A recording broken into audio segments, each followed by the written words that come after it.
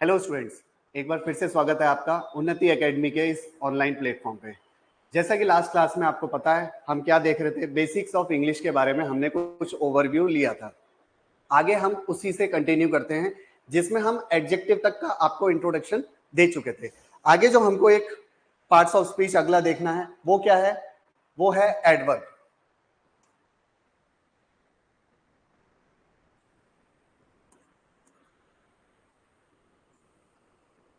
देखिए, एडजेक्टिव और एडवर्ब भी इंग्लिश में अकेले ऐसे पार्ट्स ऑफ स्पीच होते हैं जो हमेशा किसी न किसी के बारे में बताने का काम करते हैं।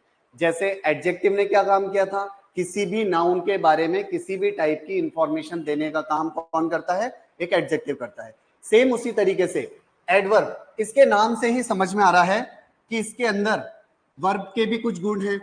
इसका मतलब ये किसके बारे में इंफॉर्मेशन देने का काम करेगा, ऑब्वियस बात है वर्ब के बारे में इंफॉर्मेशन देगा।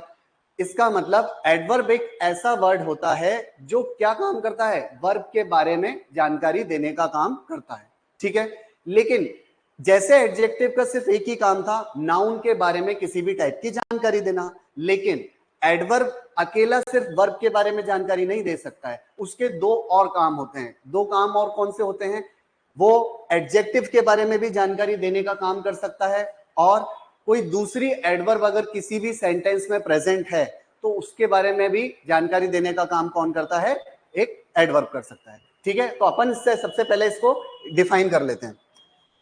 देखिए, अ वर्ड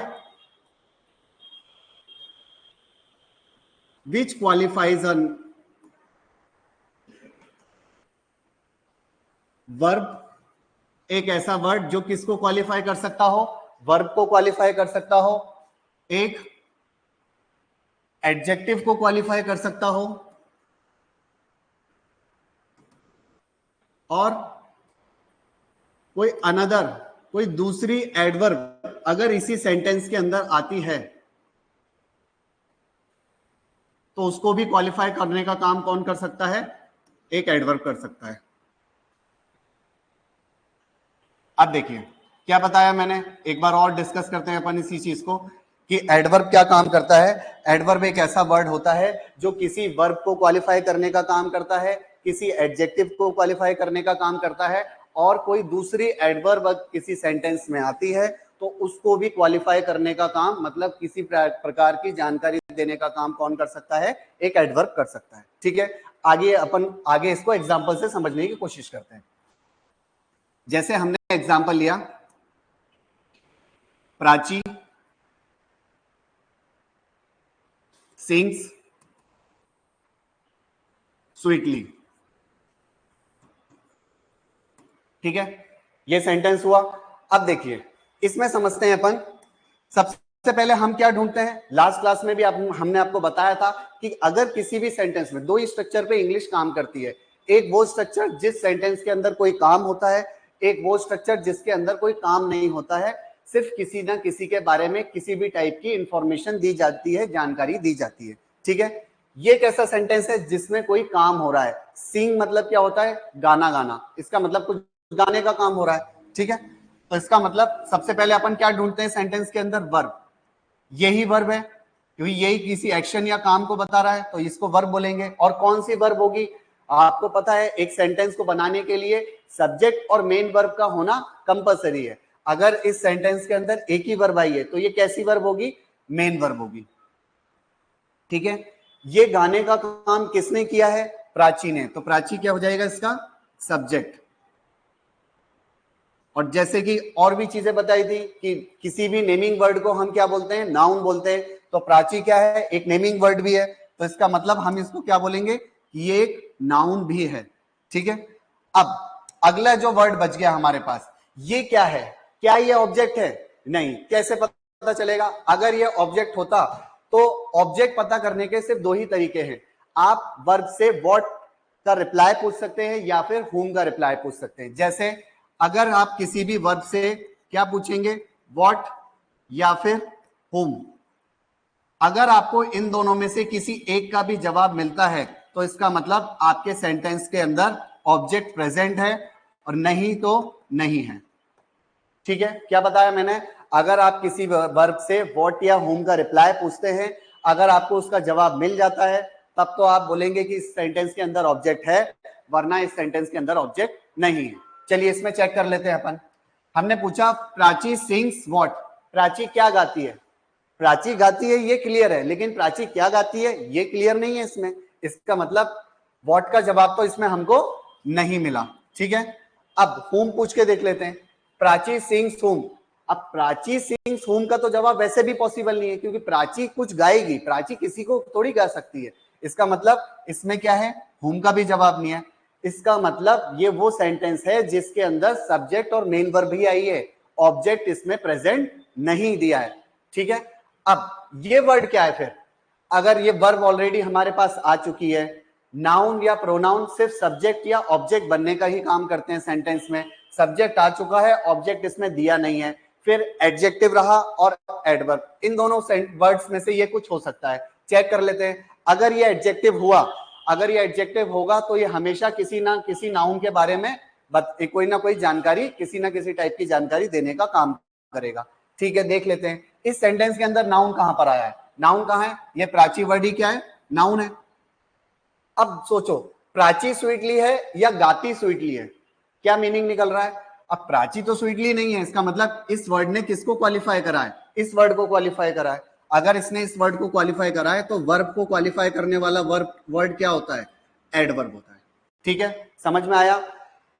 अगर ये प्राची के बारे में बता देता तो ये एडजेक्टिव हो जाता। इसने प्राची के बारे में नहीं, सिंग्स के बारे में बताने का काम किया है। सिंग्स एक वर्ब है, वर्ब के बारे में बताने का काम कौन करता है? एक एडवर्ब करता है। ठीक है, यहां तक समझ में आया? अगला अपन एक स्ट्रक्चर और लेते हैं, बिल्कुल सेम ऐसा ही जैसे मैंने लिया प्राची सिंग्स वेरी स्वीटली। ठीक है, इसमें देखते हैं। अब देखो सेम ही चीज है, जैसा पहले ब्रेक होता आया है सेम सेंटेंस वैसे ही आपको ब्रेक करना है। जैसे हमको, आपको पता है कि हम सबसे पहले वर्ब ढूंढते हैं किसी भी सेंटेंस के अंदर। आपको पता है कि इसमें क्या काम हो रहा है, इसमें भी गाने का काम हो रहा है। तो सिंग्स क्या है? यहाँ पे वर्ब है। अगर किसी भी सेंटेंस में एक वर्ब आती है तो हम उसको क्या बोलते हैं कि ये मेन वर्ब है। ठीक है, अब गाने का काम हुआ, ये गाने का काम किसने किया है? प्राची ने किया है। तो प्राची क्या है? इस सेंटेंस का सब्जेक्ट है। और क्या है साथ में? एक नाउन भी है। ठीक है, अब सेम ऑब्जेक्ट भी पता कर लेते हैं। क्या पता इस सेंटेंस में ऑब्जेक्ट आ गया हो, क्योंकि इससे पहले वाले सेंटेंस में जैसा कि हमने देखा था उसमें तो कोई ऑब्जेक्ट प्रेजेंट था ही नहीं, क्योंकि ऑब्जेक्ट क्या होते हैं? सिर्फ नाउन या प्रोनाउन ही सेंटेंस में ऑब्जेक्ट बनने का काम करते हैं। ठीक है, देखते हैं। प्राची सिंग्स व्हाट, प्राची क्या गाती है? इसका रिप्लाई नहीं मिला हमको। प्राची किसको गाती है? प्राची सिंग्स होम, प्राची किसको गाती है? होम का भी जवाब नहीं मिला। इसका मतलब क्या है? इस सेंटेंस में भी ऑब्जेक्ट गिवन नहीं है। तो फिर क्या करें? अब ये जो दो वर्ड बचे हुए हैं, इन दोनों वर्ड्स के बारे में हमको और जानना है कि ये वर्ड क्या है, क्योंकि हमें अपना सेंटेंस ब्रेक तो करना ही है। सबसे पहले अपन स्वीटली के बारे में जानते हैं। देखिए सेम ही सेंटेंस है ऊपर जैसा, तो हो सकता है स्वीटली ऊपर लिखा है वो एडवर्ब है तो नीचे वाला भी एडवर्ब, लेकिन हम ऐसा चांस नहीं ले सकते, हमको फिर भी अपने हिसाब से जानना है। अब देखो प्राची स्वीटली है या गाती स्वीटली है, क्या बता रहा है? प्राची तो स्वीटली नहीं है, इसका मतलब इस वर्ड ने भी किसके बारे में बताने का काम किया है? वर्ब के बारे में। वर्ब के बारे में कौन बताता है? एक एडवर्ब ही बताता है। ठीक है, ये वर्ड तो एडवर्ब हो गया। ठीक है, अब ये वेरी, अब आपको क्या लगता है ये वेरी वर्ड किसके बारे में जानकारी देने का काम कर रहा हो? प्राची वेरी या वेरी प्राची? कोई सेंस निकल रहा है? नहीं, कोई मीनिंग नहीं निकल रहा है। इसका मतलब वेरी सिंग्स, सिंग्स वेरी, क्या इसका मीनिंग कुछ निकल पाएगा? नहीं। वेरी स्वीटली, हाँ मे बी इसका मीनिंग निकल रहा है कुछ। ठीक है, इसका मतलब सेंटेंस का क्या हुआ कि प्राची गाती है। कैसा गाती है? मीठा गाती है। कितना मीठा गाती है? बहुत मीठा गाती है। तो ऐसा नहीं लग रहा कि इस वर्ड ने इसके बारे में बताने का काम किया है। तो जो एडवर्ब के बारे में बता दे वो वर्ड भी क्या होता है? एक एडवर्ब भी होता है। ठीक है, यहां तक समझ में आया? अगला देखो, नेक्स्ट एक एग्जांपल और देख लेते हैं अपन। जैसे मैंने लिखा पवन हेल्प अ ब्यूटीफुल गर्ल ये एक सेंटेंस ले लिया। अब देखिए वापस वैसे ही सेम जाना है, जैसे हम वर्ब ढूंढते हैं अभी तक वैसे ही सेम हमको वर्ब ढूंढनी है। इसमें वर्ब कौन सी है? हेल्प। हेल्प क्या है? वर्ब है, मतलब किसी की हेल्प करना भी एक काम होता है, एक एक्शन होता है। अकेली वर्ब है सेंटेंस के अंदर, तो किस टाइप की वर्ब हो जाएगी ये? इसको बोलेंगे हम मेन वर्ब। ठीक है, अब देखो किसने हेल्प करी है? पवन ने। पवन क्या हो जाएगा इसी सेंटेंस का सब्जेक्ट, और ये किसी का नाम है, पवन किसी लड़के का नाम हो सकता है, तो ये क्या है? एक नाउन वर्ड भी है। ठीक है, ए एंड द आपको पता है क्या होते हैं? आर्टिकल्स। इसको आप ऐसे ही मार्क कर सकते हो। ठीक है, अब क्या देखना रहता है हमको? जब भी हम किसी सेंटेंस के अंदर वर्ब ढूंढ लेते हैं, सब्जेक्ट ढूंढ लेते हैं, तो उसके बाद हमको क्या देखना रहता है? Next object. ऑब्जेक्ट पता करने का तरीका ये मैंने आपको बता रखा है। ठीक है, किसी भी वर्ब से व्हाट या हुम के रिप्लाई को ही हम क्या बोलते हैं? ऑब्जेक्ट बोलते हैं। इसमें ट्राई करते हैं पूछने का, पवन हेल्प व्हाट? पवन ने क्या हेल्प करा है? इसका तो कोई जवाब है नहीं। पवन हेल्प हुम? पवन ने किसकी हेल्प करी है? गर्ल। इसका मतलब ये जो वर्ड है, ये वर्ड निकल के आया अपने पास ऑब्जेक्ट। ये क्या हो गया? एक नेमिंग वर्ड है। गर्ल क्या है? एक नेमिंग वर्ड है। जहां भी आप सब्जेक्ट और ऑब्जेक्ट लिखते हैं वहां पे आप उसका नाम भी लिखते हैं, क्योंकि लास्ट क्लास में मैंने आपको बताया था सब्जेक्ट और ऑब्जेक्ट कभी भी किसी के नाम नहीं होते हैं, ये हमेशा क्या होते हैं? किसी ना किसी चीज के काम होते हैं। ठीक, अब देखिए गर्ल तक हो गया बात। ये जो ब्यूटीफुल वर्ड बच गया है ये क्या है? बता पाएंगे आप? ब्यूटीफुल वर्ड के पहले आप बाद में क्या लिखा हुआ है? एक नाउन वर्ड लिखा हुआ है। ये ब्यूटीफुल वर्ड बता किसके बारे में रहा है? गर्ल के बारे में। गर्ल क्या है? एक नेमिंग वर्ड है। नाउन के बारे में कौन वर्ड बताता था? एक एडजेक्टिव बताता था। तो ये वर्ड क्या हो जाएगा? एडजेक्टिव हो जाएगा। ठीक है, अब इतने सेंटेंस में आप एक चीज और देखो कि अगर मैं एक वर्ड ऐड कर दूं इसमें, मैंने यहां पर एक वर्ड ऐड कर दिया वेरी। ठीक है, अब देखो इसी वर्ड को हम और आगे सोच के देखते क्या ये वेरी वर्ड क्या हो सकता है। जैसे हमने ऊपर लिखा था कि वेरी वर्ड तो एडवर्ब होता है, लेकिन हमको इसमें भी तो देखना है, क्योंकि मैंने इस सेंटेंस के अंदर ये वेरी वर्ड ऐड किया है, तो हो सकता है यहां पे वो किसी और चीज का मीनिंग दे रहा हो या किसी और के बारे में जानकारी दे रहा हो, तो यहां पर उसका नाम भी कुछ और पड़ सकता है। तो चेक कर लेते हैं एक बार अपन। वेरी, हमने बोला पवन ने हेल्प करी है किसकी? गर्ल की। गर्ल कैसी थी? ब्यूटीफुल थी। कितनी ब्यूटीफुल थी? बहुत ब्यूटीफुल थी। तो इस वर्ड ने इसके बारे में बताया है। जो वर्ड एडजेक्टिव के बारे में बताए उसको हम क्या बोलेंगे? एडवर्ब बोलेंगे। समझ में आया? सेम चीज हमने एडवर्ब की डेफिनेशन में भी लिखी थी। एक ऐसा वर्ड जो किसी वर्ब को क्वालिफाई करे, किसी एडजेक्टिव को क्वालिफाई करे, या कोई दूसरी एडवर्ब अगर सेंटेंस में आ जाए तो उसको भी क्वालिफाई करने का काम कौन कर सकता है? एडवर्ब कर सकता है। तो हमने क्या क्या काम कर दिया? वर्ब को क्वालिफाई कराया किस सेंटेंस के अंदर? इसमें। फिर एडजेक्टिव को क्वालिफाई कराया किस सेंटेंस के अंदर? इसमें। फिर अगला अपन ने दूसरी एडवर्ब को क्वालिफाई कराया, वो किस में कराया? इस सेंटेंस में। ठीक है, समझ में आया? एक मिनट के लिए आप इसको देखिए, फिर आगे बढ़ते हैं अपन।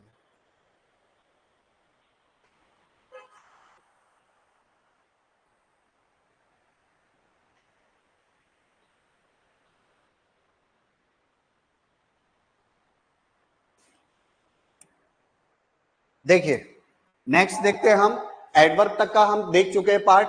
इसके आगे जो हमारा अगला पार्ट ऑफ स्पीच होता है वो क्या होता है? प्रीपोजिशन।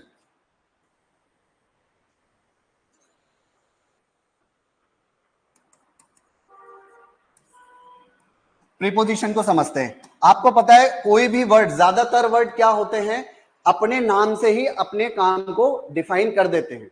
जैसे इसमें लिखा हुआ है प्रीपोजिशन, मतलब पोजीशन किसी भी चीज से पहले।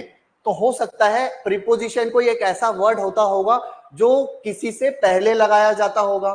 तो किससे पहले लगाया जाता होगा? नाउन से पहले। मेन चीज क्या होती है? नाउन होती है, तो नाउन से पहले लगाया जाता होगा।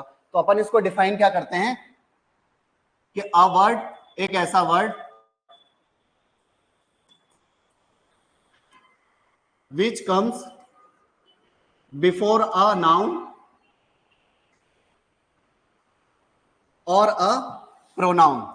प्रोनाउन तक की भी बात आपको समझ में आई गई होगी, क्योंकि हमने बता दिया था लास्ट क्लास में कि नाउन और प्रोनाउन एक ही होते हैं, सिर्फ उसको अलग वर्ड से डिनोट किया जाता है। ठीक है, तो जो वर्ड आपको पता है एडजेक्टिव में भी करा, एडवर्ब में भी करा, उसी तरीके से प्रीपोजिशन में भी सेम यही चीज है कि अगर कोई ऐसा वर्ड जो नाउन या प्रोनाउन से पहले आता है और क्या काम करता है,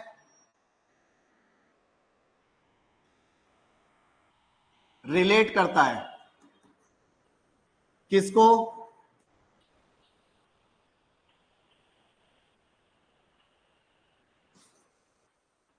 that relates a noun or a pronoun with rest part of the sentence, जो किसको रिलेट करता है, नाउन या प्रोनाउन को बाकी के सेंटेंस के साथ में।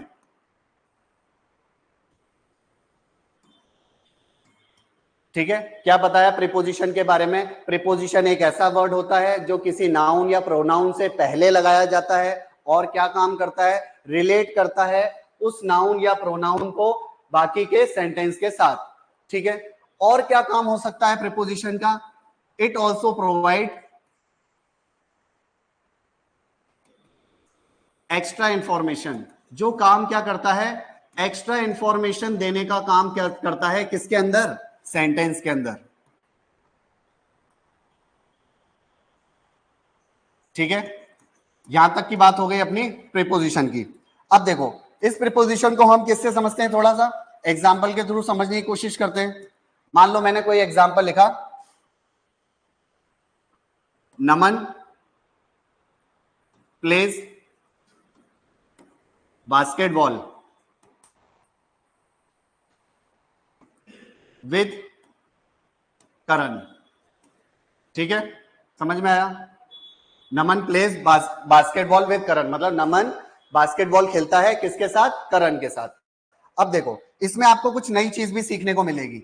सबसे पहले हम क्या ढूंढना है, हमको वर्ब ढूंढना है, क्योंकि हम सबसे पहले क्या ढूंढते हैं, काम ही ढूंढते हैं। तो ये हो जाएगा वर्ब। अब एक ही वर्ब आई है कि सेंटेंस के अंदर, बिल्कुल खेलने का काम हुआ है तो एक ही वर्ब आई हुई है, तो इसको हम क्या बोलेंगे कि ये कौन सी वर्ब है, मेन वर्ब है। खेलने का काम किया किसने है, नमन ने किया है, इसका मतलब क्या है, सब्जेक्ट है और क्या है, एक नाउन वर्ड भी है। सॉरी, क्या खेला है, नमन प्लेज व्हाट, बास्केटबॉल खेला है, इसका मतलब ये वर्ड क्या कहलाएगा, ऑब्जेक्ट कहलाएगा। जैसा कि हमने बताया था वर्ब से व्हाट या हुम के रिप्लाई क्या होते हैं, ऑब्जेक्ट होते हैं। और बास्केटबॉल किसी नेमिंग वर्ड मतलब गेम का नाम है, तो नेमिंग वर्ड है तो नाउन है। ठीक है, अब एक ये विद वर्ड आया है और एक ये करंट वर्ड आया है। करंट वर्ड आपको पता ही है किसी का नाम है, तो ये वर्ड नाउन तो कहलाएगा ही कहलाएगा, ये तो इसका नाम हो गया। अब हमको इसका काम भी बताना है, क्योंकि जब भी आप नाउन या प्रोनाउन लिखते हैं तो उसका काम भी लिखना पड़ता है। जैसे हमने यहाँ पे लिखा था नमन का नाम क्या था, नमन एक नेमिंग वर्ड है, काम क्या है इसका, सेंटेंस के अंदर सब्जेक्ट बनना। उसी तरीके से यहाँ पे हमने बास्केटबॉल क्या है, एक नेमिंग वर्ड है, किसी गेम का नाम है, और काम क्या है इसका, सेंटेंस के अंदर ऑब्जेक्ट बनने का। उसी तरीके से करंट का भी कुछ काम होगा।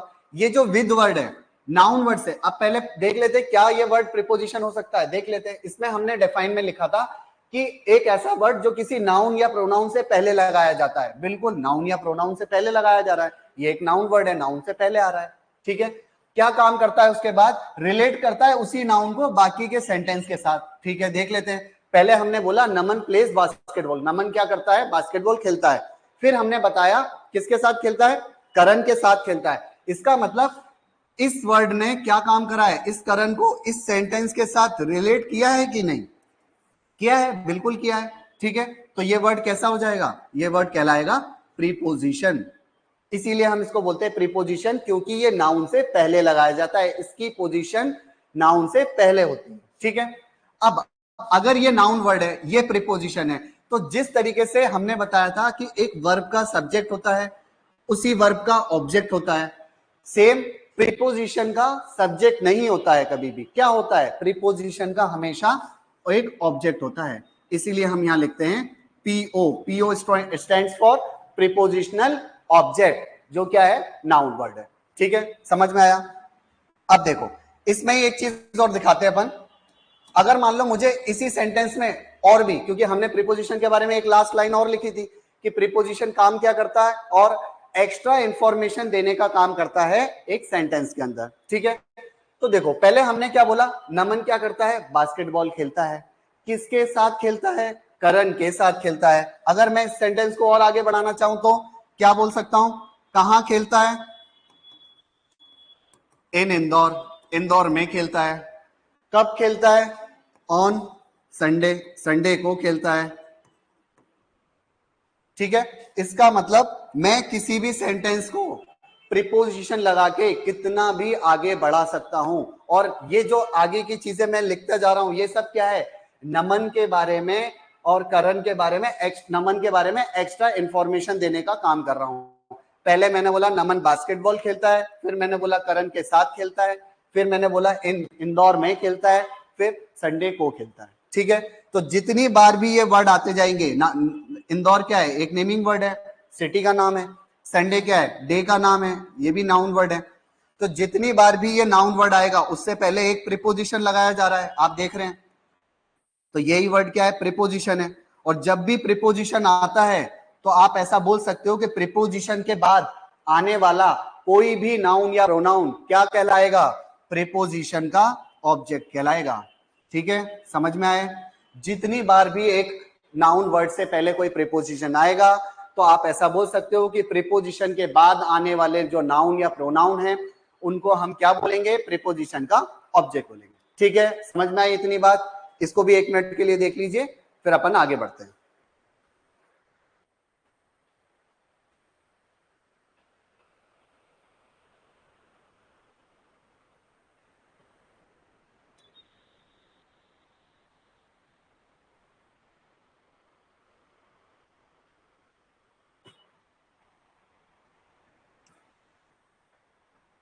देखिए नेक्स्ट क्या है, अगली पार्ट्स ऑफ स्पीच में हमको क्या पढ़ना है, कंजंक्शन, ठीक है। कंजंक्शन को देखते हैं अपन।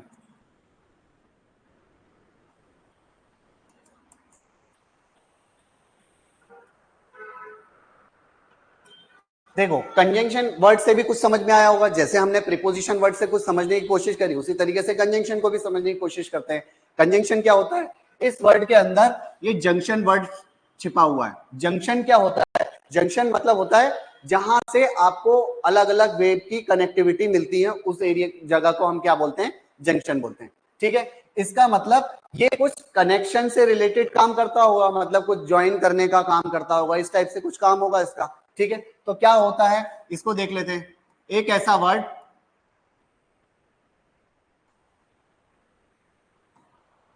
विच ज्वाइंस और कनेक्ट्स, जो क्या काम करता है, ज्वाइन या कनेक्ट करने का काम करता है, किसको,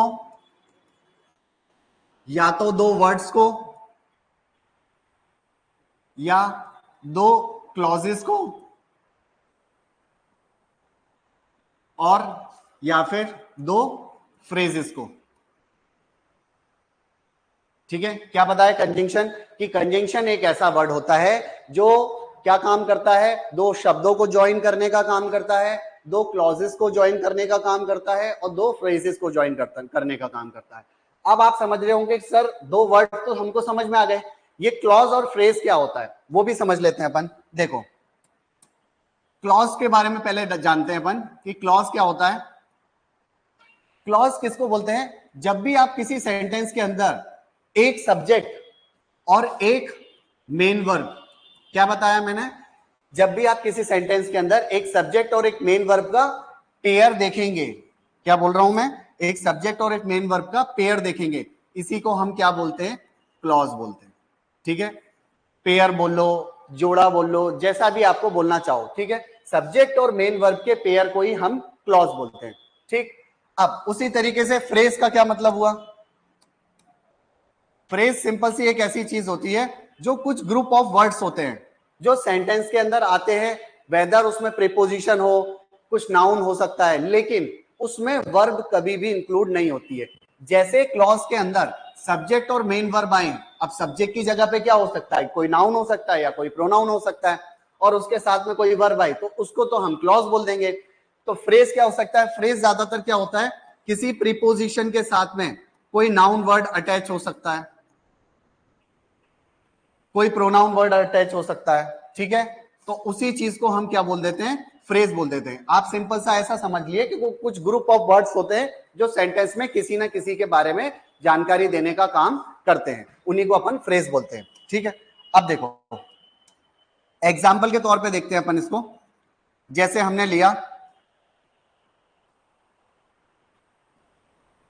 Ravi and Raju broke the window. अब देखिए इस सेंटेंस को ब्रेक करते हैं हम। सबसे पहले इसमें वर्ब क्या है, पहले मतलब काम क्या हो रहा है। हमने बोला है रवि और राजू ब्रोक द विंडो, मतलब रवि और राजू ने क्या तोड़ी है, खिड़की तोड़ी है, ठीक है। इसका मतलब कुछ तोड़ने का काम हुआ है। तो ये अगर तोड़ने का काम बता रहा है तो ये क्या हो जाएगी, वर्ब। अगर एक ही वर्ब है सेंटेंस के अंदर तो इस वर्ब को कैसे बोलेंगे कि ये मेन वर्ब है। अब तोड़ने का काम किया किसने है, सिर्फ रवि ने, सिर्फ राजू ने, या दोनों ने? दोनों ने किया है। उसमें लिखा रवि एंड राजू ने तोड़ा है, तो ये वर्ड भी क्या हो जाएगा, ये वर्ड भी सब्जेक्ट कहलाएगा और ये वर्ड भी सब्जेक्ट कहलाएगा। अब रवि भी किसी का नाम है तो ये भी नाउन वर्ड है, और राजू भी किसी का नाम है, ये भी नाउन वर्ड है, ठीक है। अब रवि और राजू ने तोड़ा क्या है, Ravi and Raju broke what, तो विंडो तोड़ी है, तो व्हाट का जवाब मिला है, इसका मतलब ये वर्ड क्या कहलाएगा, ये एक ऑब्जेक्ट कहलाएगा, ठीक है। और ये एक नेमिंग वर्ड भी है, क्यों, क्योंकि हम विंडो को विंडो ही बोलते हैं, डोर तो नहीं बोलते, तो वो नेमिंग वर्ड हो गया, ठीक है। दा क्या है, ए एंड दा आपको पता है ये आर्टिकल्स होते हैं। ये जो एंड वर्ड बच गया है ये क्या है, हमने बताया था ये कोई ऐसा वर्ड नजर आ रहा है जो दो वर्ड्स को ज्वाइन करने का काम कर रहा है। किस वर्ड्स को ज्वाइन करा है इसने, इस रवि को और राजू को, इन दोनों वर्ड्स को ज्वाइन करने का काम कर रहा है। तो जो दो वर्ड को ज्वाइन कर दे उसको हम क्या बोलेंगे कि एक कंजंक्शन होता है, ठीक है। समझ में आया। अगला एग्जांपल देखते हैं।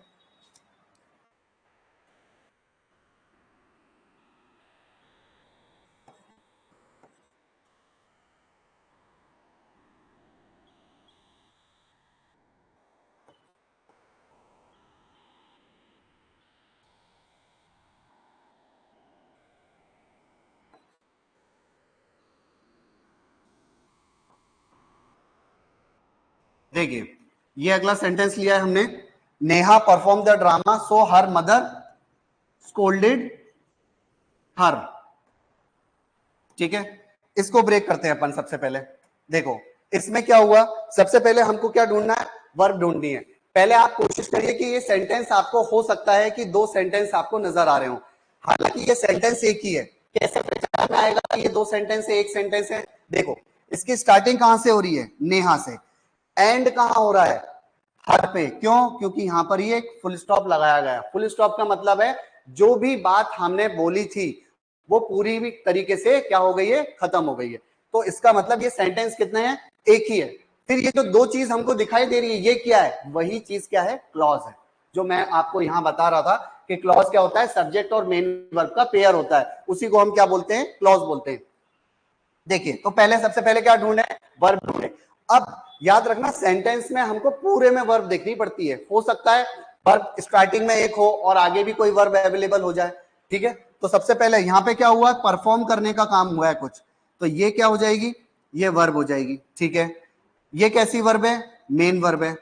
आगे कहीं देखते हैं, आगे भी कहीं वर्ब है। हाँ सर, ये जो दूसरा टाइप का सेंटेंस हमको दिखाई दे रहा था, एक वर्ब उसके अंदर भी है, स्कोल्डेड। स्कोल्डेड मतलब क्या होता है, किसी को डांटना, ठीक है। तो ये भी डांटना भी एक काम होता है, तो ये भी क्या हो जाएगी, वर्ब हो गई। अब आपको पता है जितनी मेन वर्ब सेंटेंस में आती हैं उतने ही क्या ढूंढने पड़ते हैं हमको, सब्जेक्ट। क्यों, जितने काम होते हैं उतने ही क्या होते हैं, करने वाले होते हैं। परफॉर्म करने का काम किसने किया है, नेहा ने, तो नेहा क्या है, सब्जेक्ट, और ये किसी का नाम है तो नेमिंग वर्ड भी है। उसके बाद डांटने का काम किसने किया है, मदर ने, तो इसका मतलब ये वर्ड भी सब्जेक्ट है, ये एक नाउन वर्ड है, ठीक है। मदर को मदर बोलते हैं, फादर नहीं बोलते हैं अपन, तो इसका मतलब वो भी क्या हो गया, एक नेमिंग वर्ड हो गया। अब देखिए नेहा ने क्या परफॉर्म किया है, ड्रामा। नेहा परफॉर्म व्हाट, तो व्हाट का जवाब ये ड्रामा है, इसका मतलब ये क्या कहलाएगा, ऑब्जेक्ट।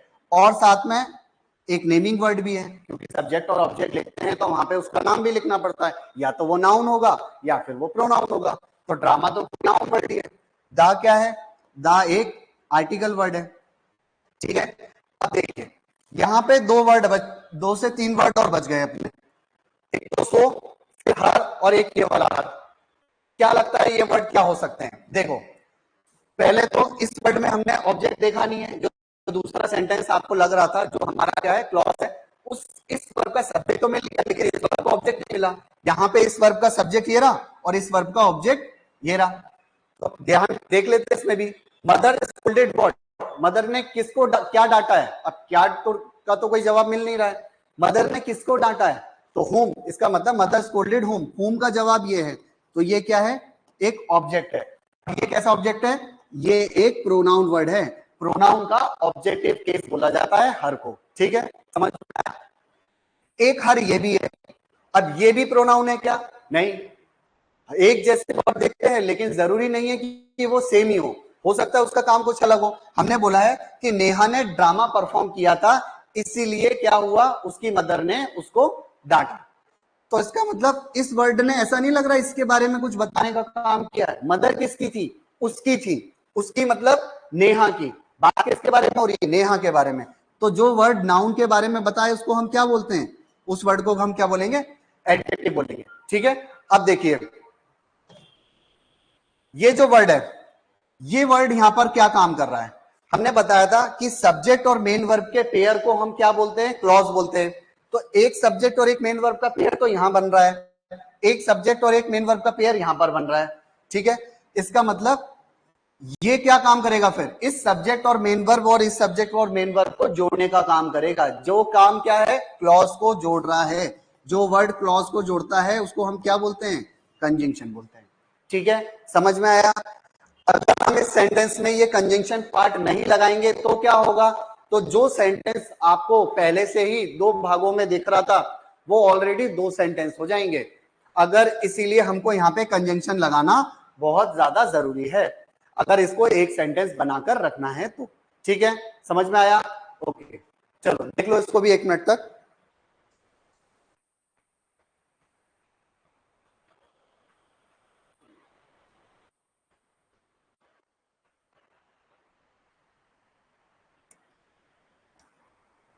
देखो इसमें कंजंक्शन में एक पार्ट और बचा हुआ है अपना, जो हमने बताया था कि कंजंक्शन के तीन काम होते हैं। एक तो शब्दों को ज्वाइन करना, वर्ड्स को ज्वाइन करना, ठीक है, उसके बाद क्लॉजेस को ज्वाइन करना, उसके बाद फ्रेजेस को ज्वाइन करना। हमने वर्ड्स को ज्वाइन कर दिया, clause,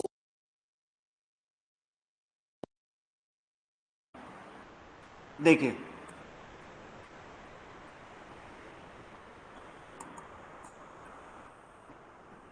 a girl with blue eyes and long hair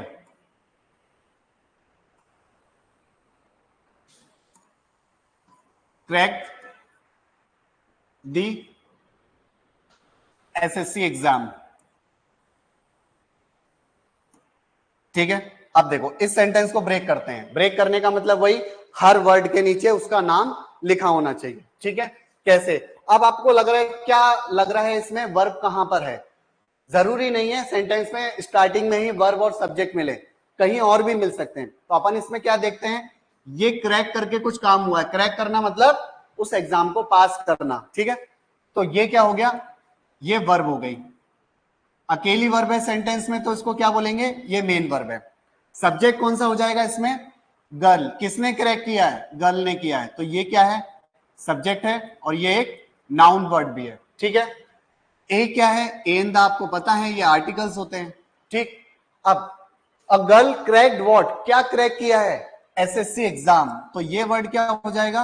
ये एक ऑब्जेक्ट हो जाएगा जो कि एक नाउन वर्ड है, ठीक। दा क्या है यहां पर? दा वापस से सेम एक आर्टिकल वर्ड है। वर्ब, सब्जेक्ट, ऑब्जेक्ट तीनों चीज आ गई। अब बाकी की चीजें ढूंढते हैं अपन। ये जो चीजें हैं, ये और ये क्या है? ये किसके बारे में बताने का काम कर रहे हैं? हमने बताया कि एक लड़की जिसकी नीली आंखें हैं और लॉन्ग हेयर है, क्रैक किया है, क्या कर क्रैक किया है? SSC exam. इसका मतलब ये वर्ड और ये वर्ड फ्रेज है, और फ्रेज सिर्फ अकेले नहीं होते, ये फ्रेज एक नाम है, लेकिन कैसे फ्रेज होते हैं, या तो एडजेक्टिव फ्रेज होता है या एडवर्ब वाला फ्रेज होता है। एडजेक्टिव फ्रेज होगा तो किसी नाउन के बारे में बताएगा, और अगर एडवर्बियल फ्रेज होगा तो वर्ब के बारे में बताएगा। सोचो ये किसके बारे में बताने का काम कर रहा है, नीली आंखें किसकी हैं, गर्ल की, इसका मतलब ये कैसा फ्रेज हो जाएगा, एडजेक्टिवल फ्रेज। लॉन्ग हेयर किसके हैं, गर्ल के, तो ये भी क्या हो जाएगा, एडजेक्टिवल फ्रेज। ठीक है, अब ये एक एंड वर्ड बच गया। एंड वर्ड क्या हो जाएगा, यही एंड वर्ड कंजंक्शन है जिसने काम किया है यहां पर, इन फ्रेज को ज्वाइन करने का काम किया है। ठीक है, समझ में आया। अब नेक्स्ट देखते हैं अपन, कंजंक्शन इतना ही पार्ट है। अगला जो पार्ट्स ऑफ स्पीच है वो क्या है, इंटरजेक्शन।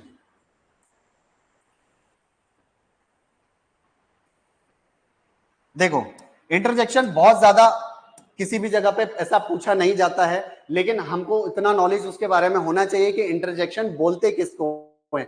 आपने देखा होगा कुछ ऐसे वर्ड्स होते हैं जो हमारे फीलिंग्स या इमोशंस को बताने का काम करते हैं।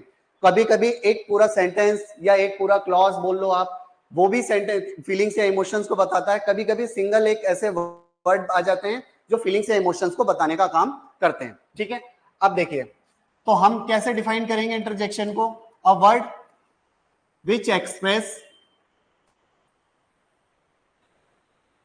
Feelings and emotions is called as interjection. ऐसे वर्ड जो किसी फीलिंग्स या इमोशंस को बताने का काम करें उनको हम क्या बोलते हैं, इंटरजेक्शन बोलते हैं। जैसे आपने वर्ड्स सुने होंगे, देखे होंगे ऐसे, जैसे अपन अगर एग्जांपल के तौर पे लिया जाए,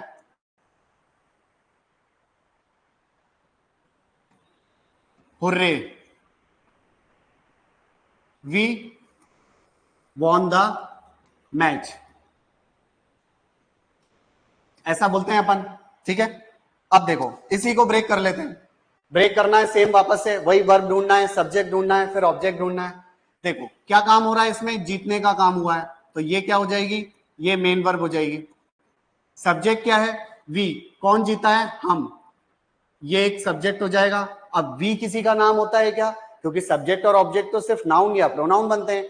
अगर वी किसी का नाम नहीं होता तो ये सब्जेक्ट नहीं है, तो ये क्या हो सकता है, ये ऑब्जेक्ट, मतलब नाउन नहीं है, तो ये क्या हो सकता है, प्रोनाउन हो सकता है। ठीक है, दा क्या है, एक आर्टिकल है। मैच क्या है, क्या जीता है, वी वॉन वॉट, मैच, तो इसका मतलब ये वर्ड क्या हो जाएगा, ऑब्जेक्ट हो जाएगा। ये एक नाउन वर्ड है। फिर ये हुर्रे क्या बता रहा है, जैसे अपन बोल देते हैं एकदम से, अब ये क्या है, सडन फीलिंग्स हमारे अंदर से निकलती हैं, hurray we won the match, इसका मतलब जो फीलिंग्स और इमोशंस को एक्सप्रेस कर दे उसको हम क्या बोलते हैं, इंटरजेक्शन। ठीक है, एक और सेंटेंस देख लेते हैं इसी से रिलेटेड। जैसे मान लो मैंने लिया, alas his father died in an accident. देखिए, जरूरी नहीं है इमोशंस को हमेशा अच्छे वे में ही एक्सप्रेस किया जाए, कुछ ऐसी भी सैड फीलिंग्स होती हैं, ऐसे कुछ सैड फीलिंग्स वाले वर्ड होते हैं जो इंटरजेक्शन कहलाते हैं, जो सैड फीलिंग्स को ही डिफाइन करते हैं। जैसे अगर इसमें बात करी जाए तो डाइड क्या है, डाइड एक मेन वर्ब है, इसका सब्जेक्ट कौन है, फादर, तो फादर क्या है, सब्जेक्ट, और क्या है, एक नेमिंग वर्ड भी है। ठीक, अब देखो हिज क्या है, किसके फादर है, उसके फादर, तो इस वर्ड ने इसके बारे में बताया, और इस वर्ड का नाम क्या था, नाउन, नाउन के बारे में कौन बताता है, एडजेक्टिव बताता है।